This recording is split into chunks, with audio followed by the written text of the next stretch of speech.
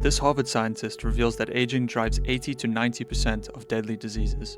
Using specialized gene therapy, their lab can reverse the biological age of cells in the body, causing these diseases to sometimes entirely reverse. Slow aging down so we don't get those diseases. And when they do occur, don't just stick a Band-Aid on, reverse the age of the body, and then the diseases will go away. So let's talk about aging as a disease. Disease, here at Harvard Medical School, it was considered, if there's something that's wrong with you, and it's a rare thing, has to be less than 50% of the population, that's definitely a disease. And then people work their whole lives to try and cure that condition. And so I looked up what's the definition of aging, and it says, well, it's a deterioration in health and sickness, and you can die from it. Typically you do. And that sounds pretty much like a disease, but the caveat is that if more than half the population gets this condition, aging, it's put in a different bucket, which is, first of all, that's outrageous because it's just a totally arbitrary cutoff.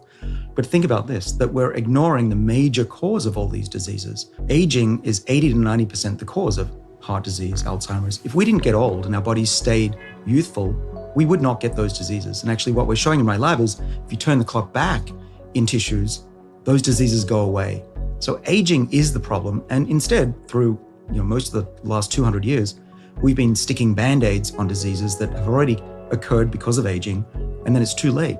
So there are a couple of things. One is we want to slow aging down so we don't get those diseases. And when they do occur, don't just stick a Band-Aid on, reverse the age of the body, and then the diseases will go away.